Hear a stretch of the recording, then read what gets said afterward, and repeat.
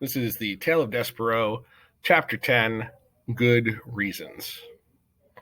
The entire mouse community, as instructed by the very most honored head mouse, had gathered behind the wall of the castle ballroom. The members of the Mouse Council sat atop 3 bricks piled high, and spread out before them was every mouse, old and young, foolish and wise, who lived in the castle. They were all waiting for Despereaux.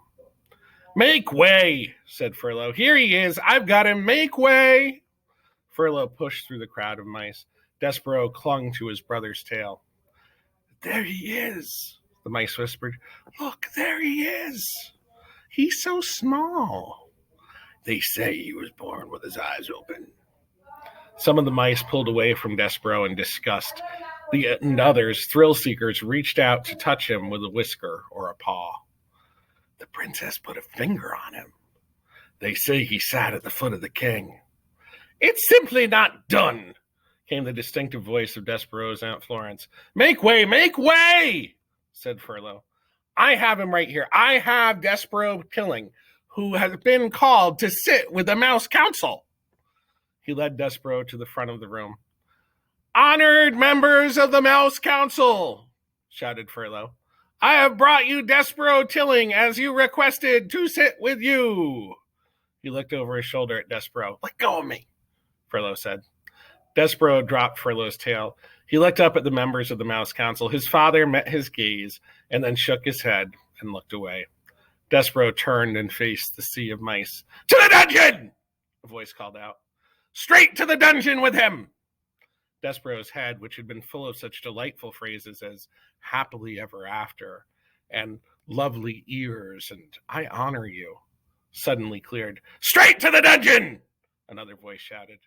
"Enough," said the most very honored head mouse. "This trial will be conducted in an orderly fashion. We will act civilized." He cleared his throat.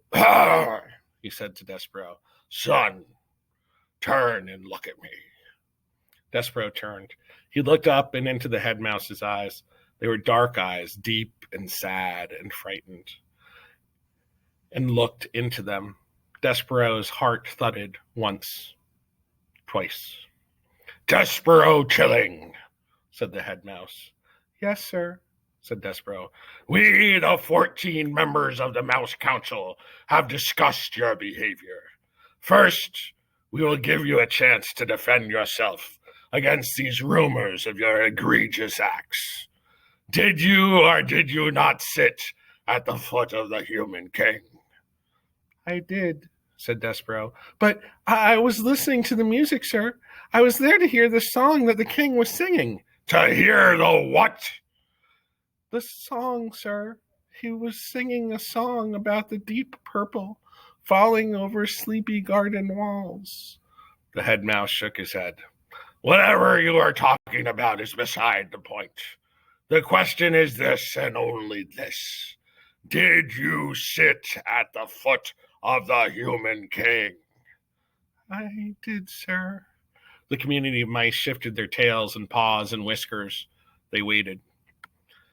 "And did you allow the human girl, the princess, to touch you?" "Her name is P." "Never mind her name. Did you allow her to touch you?" "Yes, sir," said Despereaux. I let her touch me. It felt good." A gasp rose from the assembled mice. Despereaux heard his mother's voice. "Mon Dieu, it is not the end of this world. It was a touch. What of it?" "It's simply not done," came Aunt Florence's voice from the crowd. "To the dungeon!" said a mouse in the front row. "Silence!" roared the most very honored head mouse. "Silence!" He looked down at Despereaux. "Do you, Despereaux Chilling, understand the sacred, never-to-be-broken rules of conduct for being a mouse?" "Yes, sir," said Despereaux. I guess so, but..." "Did you break them?" "Yes, sir," said Despereaux. He raised his voice. "But I broke the rules for good reasons, because of music, because of love." "Love," said the head mouse. "Oh, cripe," said Furlough. "Here we go." I love her, sir," said Despereaux. "We are not here to talk about love. This trial is not about love. This trial is about you being a mouse," shouted the most very honored head mouse from high atop the bricks, "and not acting like one." "Yes, sir," said Despereaux. "I know." "No, I don't think that you do know. And because you do not deny the charges, you must be punished. You are to be sent, as ancient castle mouse law decrees, to the dungeon. You are being sent to the rats." "That's right," shouted a mouse in the crowd. "That's the ticket." The dungeon? The rats! Despereaux's small heart sank all the way to the tip of his tail. There would be no light in the dungeon, no stained glass windows, no library, no books. There would be no Princess P.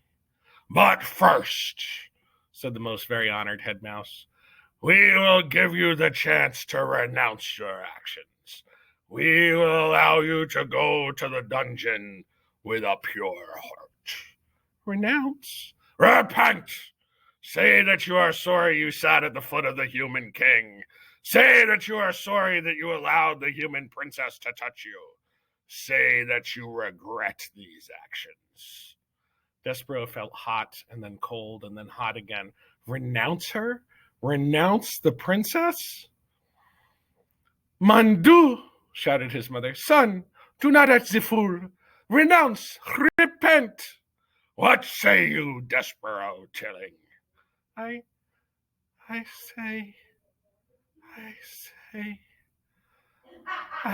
I say, no," whispered Despereaux. "What?" said the head mouse. "No," said Despereaux, and this time he did not whisper the word. "I am not sorry. I will not renounce my actions. I love her. I love the Princess P." There was a bellow of collective outrage. The whole of the mouse community surged toward Despereaux. The mice seemed to become one angry body with hundreds of tails and thousands of whiskers and one huge hungry mouth, opening and closing and opening and closing, saying over and over and over again, "To the dungeon! To the dungeon! To the dungeon!" The words pounded through Despereaux's body with each beat of his heart. "Very well," said the most very honored head mouse. "You will die, then, with a black heart. Threadmaster," he called, "bring out the thread." Despereaux marveled at his own bravery. He admired his own defiance. And then, reader, he fainted.